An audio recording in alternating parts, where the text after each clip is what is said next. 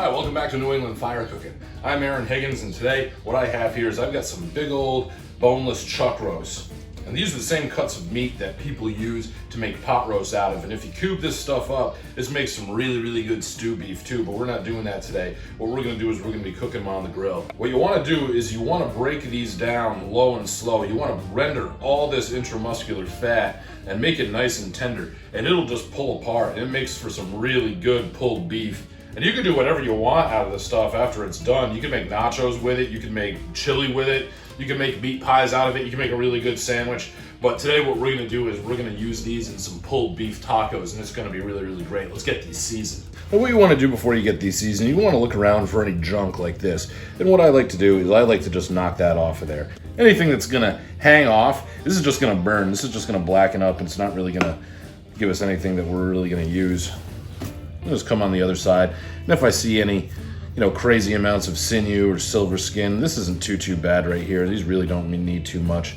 And what I'm gonna do is I'm gonna leave, this is a little bit of hard fat right here. I could take that off, but I'm gonna leave that here. A lot of this is gonna render. Even this other one here, see if there's anything. You could square this up, but I'm not going to. That's way too much meat for me to just cut off. I'm not doing that. But, these little bits, something like that just pulled right off. These roasts really don't need much at all. To season these chuck roasts, we're using two different rubs today. The one on the right is the cow cover by Kosmos.q. And I've used this rub before. The one on the left is a rub I haven't tried yet, but it's a company I'm familiar with, Killer Hogs Barbecue. And this is the Texas brisket rub. I got this one on loan from my brother, and I figured today'd be a good day to give it a shot. I'm gonna start with the one on the left. This is a really thick cut of meat. This one's thick as well. It's not quite as thick as this. So keep in mind, you can be pretty liberal with the rub on these. Big thick cut of meat like this, we'll take it. So we're gonna come over with the Cosmos.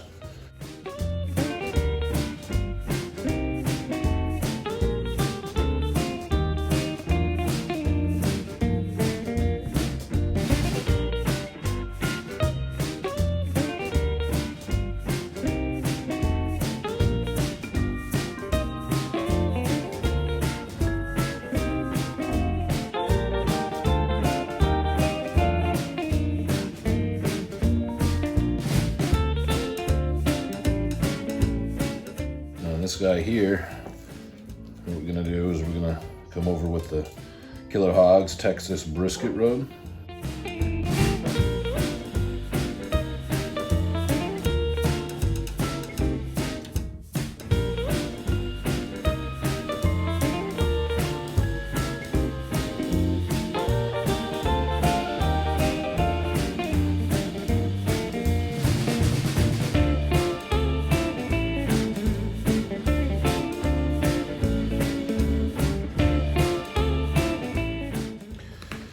All right, that's looking pretty good. Now what we're gonna do is we're gonna let these just sit out and come up to room temperature. We're gonna let this rub start doing some work to this meat. It's gonna start pulling some moisture out of it. In the meantime, what we're gonna do is we're gonna go fire up the grill, and we're gonna be running right at 250 degrees today. Okay guys, we're down here at the grill. We got the Traeger running right at 250. And as always, before we throw these chuck roasts on, we're just gonna give the grates a dose of cooking spray, keep it from sticking. We're gonna throw this thicker one right here.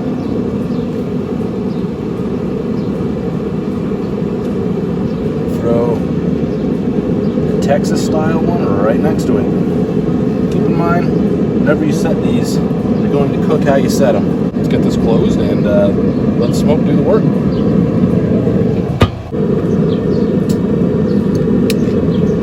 Okay guys, we're about an hour and a half into this cook. And what I'm gonna do is I'm gonna flip these. Now normally you wouldn't do this with a brisket or a pork butt, but these aren't nearly as big as a brisket or pork butt. So this just helps them cook a little bit more evenly. That way you don't have one side that's really dark because it's been sitting down facing the heat, and another side that's really light because it's been sitting up away from the heat. This will make them cook a little bit more uniform. Get these big old tongs and give these bad boys a flip. We'll come back in about another hour and a half, see how we're doing. Should be close to wrapping time. So this really nice red color on these roasts tell me it's time to wrap. My thermometer tells me it's 154. I'm wrapping it in some foil. If you ever have doubts, always go by the color. Once you get this nice dark redwood or mahogany color, you know it's time to wrap. Okay, so when I wrap these, what I like to do is I like to put them in a pan and add a little liquid to them. Now you're probably asking me, why don't I just use one big pan? And if I had two roasts that were exactly the same size or really, really close, I would do that. But because this one here on the right is a little bit thicker than this one over here, this one might lag behind when it comes to being done, and I don't want to leave the two of them in the same pan and overcook this one here. So what I have right here is I have a mixture, and what it is, it's 3 parts beef broth to 1 part red wine, and I'm going to just split this half and half between the two, and this is going to provide a little bit of a braising liquid. It's going to add a lot of moisture.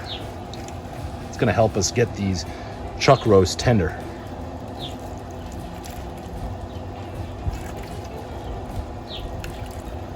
Once you add your braising liquid, just wrap it up in some tin foil.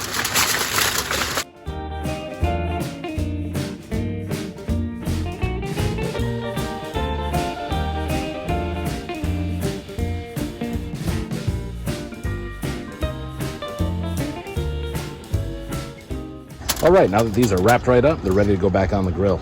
Okay, you guys, so we got these chuck roasts off the smoker. And what we're gonna do is we're just gonna lift up the corner of this tin foil and we're gonna let the steam come out for about 5 minutes. And then we're gonna cover it back up and we're gonna rest it for at least 1 hour. You could easily go 2 hours, but I'm starting to get hungry. Hour might be all I can take. Okay, you guys, it's been about an hour. I'm starting to get hungry. So what we have here is we have the chuck roast that we use the Killer Hogs brisket rub on, and this one over here is the one that we seasoned with the Kosmos.q's cow cover rub. Now normally I would pull these apart with my hands just like I would a pork butt. Normally what I do is I wear some cloth glove liners underneath my gloves just so I don't really burn up my hands doing this, but because of this COVID nonsense, those gloves are in high demand, and I couldn't find any right now. So needless to say, what I have right here is I have my boning knife, and I've just got a fork, and I'm gonna rip this apart like that. But before I do, I just wanna slice into this and just see what we're dealing with as far as how smoke goes and everything else. And as you can see, we're looking at a really good smoke ring. We got really tender meat. It smells absolutely amazing, and it's just coming apart like you wouldn't believe. Oh, wow, does that taste awesome. Let's see what we're dealing with over here. Same thing, great smoke ring. Knife's going through it like warm butter. It's unbelievable. So what I'm gonna do is I am just going to kind of shred this a little bit.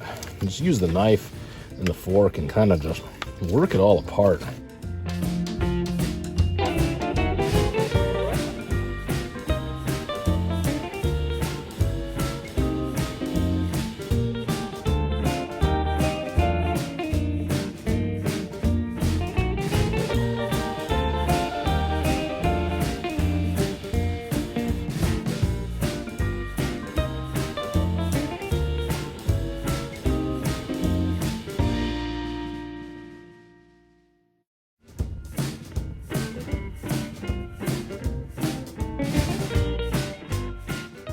Okay guys, here we are. We got 2 big piles of meat here, and I'm really psyched to make some tacos with it. But before I do, let's walk back through what we did here.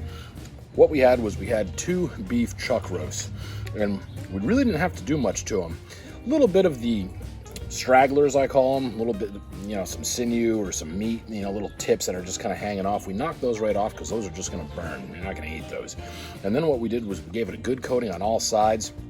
We did one with the Kosmos.q cow cover rub, and then we tried this for the first time. This is the Killer Hogs Texas brisket rub. And now what I'm gonna do is I wanna sample a couple of each of these before I make a taco with them, because we're gonna mix all these together. We're just gonna go for it. I just wanted to do a side-by-side comparison.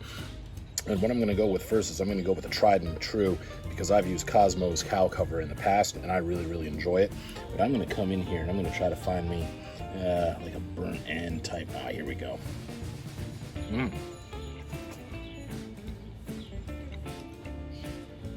As always, Kosmos.q delivers.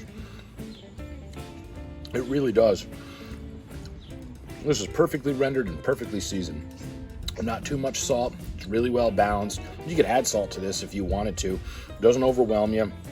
It's just got some really good flavors and the beef shines through. When we let these run, we let them run on oak. Oak is perfect for beef. If you don't have oak, use pecan. If you want to use a stick burner, you want to use a gas grill, that's fine. Just got to maintain your temperatures right at 250. Right? And what we did was we let it run for an hour and a half on one side. We flipped it over after an hour and a half just so it cooks a little bit more evenly. We let it run for another hour and a half, and right at that point, it was time to wrap. And then what we did was we added some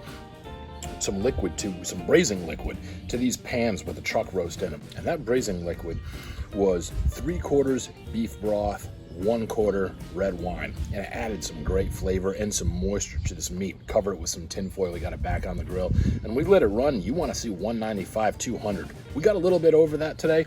That's okay. It's not the end of the world. Still has really, really great flavor. And then we let it rest for an hour. You could easily go 2 hours. Now I want to come in and I want to try some of this Killer Hogs. This was an experiment to see whether or not I was actually going to go for brisket using this rub. And now I'm going to find out.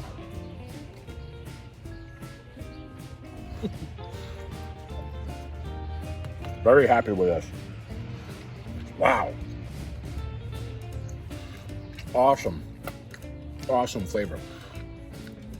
Great flavor. That's perfect for brisket. That right there is perfect for brisket. I'm really, really happy that my brother gave me this. Well, he didn't give it to me. It's on loan from him. I'm going to give it back. But I got to tell you, man, this is really, really, really good. This might be my new favorite beef rub. Well done, Killer Hogs. Well done. Look at this big burnt end right here. Oop.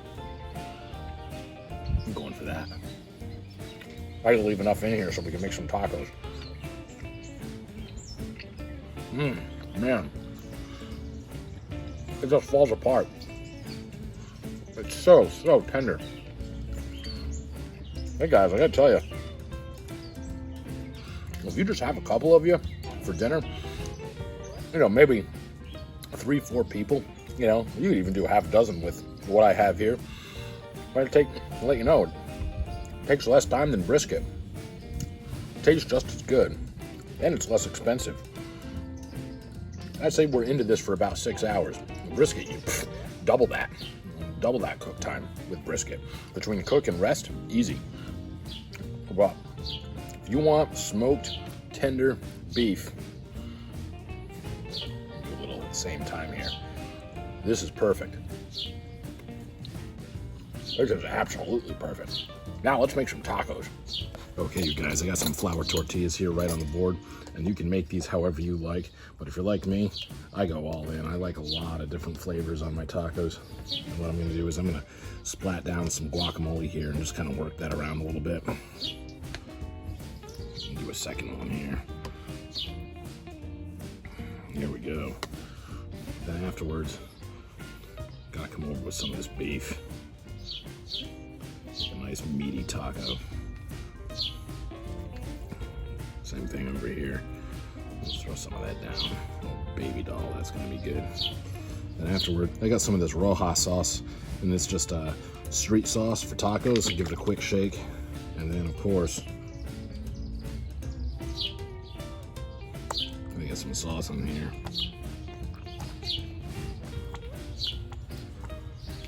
Then I gotta come over with a little bit of cheese.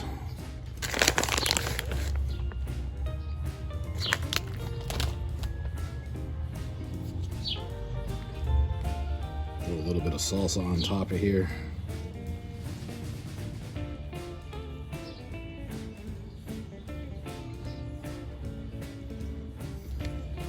A little bit of extra flavor. We're gonna come in with some fresh chopped cilantro here.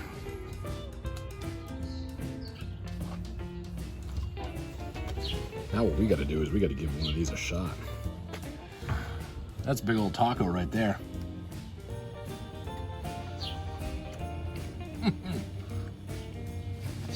Man.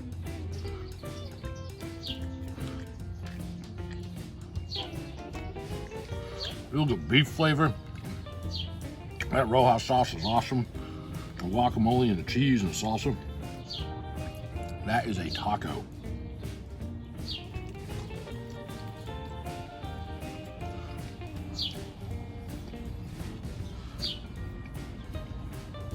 I think this might be my new go-to for tacos. I've done beef rib tacos, I've done brisket tacos, but I really, really like this. If you tried the same before, you really, really need to try this. Like I said, you could do anything with this. You can make sandwiches with it, you could put it in chili, you can put it in a wrap, you can make nachos out of it. This is some really good stuff. The meat just falls apart in your mouth. Not a lot of chewing to this at all. Tender, a lot of good flavor, really, really good flavor. The smoke flavor on this is perfect.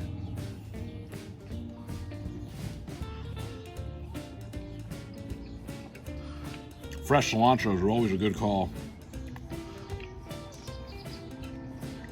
Also scores points, at least I score points with my wife because she really, really likes fresh cilantro. So I'm starting to like it more and more. And man, I mean, look at that. That's awesome. You know, maybe a big old mess of yourself.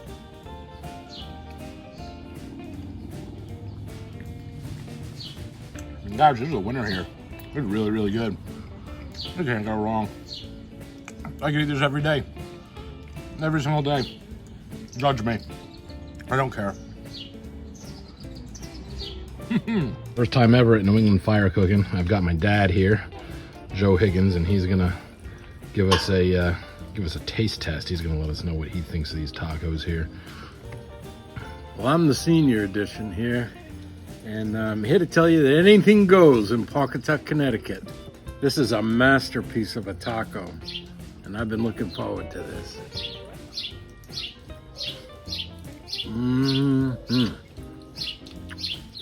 I could eat this every day. This is absolutely delicious. Gotta call out to Alan Centazzo, way down there in Florida. You gotta come up and have some tacos with us. Maybe we'll catch a few fish and make some fish tacos too. Put those on the smoker. All right, guys, so these tacos clearly turned out to be a home run. We're really excited about them. And now we're gonna sit down and we're gonna enjoy the rest of our evening. But before I get back into this, thanks for hanging out with us today. If you like what you see here and you like what we're doing, check us out on Instagram, check us out on Facebook, subscribe to our YouTube channel. We'll see you next time.